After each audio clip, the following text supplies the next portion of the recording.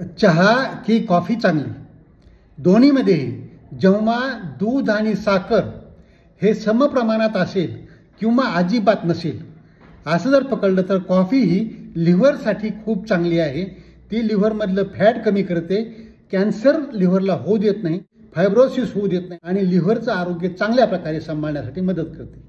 तसंच चहा काय करतो की चहा हा हृदयासाठी चांगला आहे, रक्तवाहिन्यांसाठी चांगला आहे आणि मानसिकता चांगली ठेवतो। म्हणजे मनावरचे ताणतणाव जे असतात ते कमी करण्याकरता चहा मदत करतो।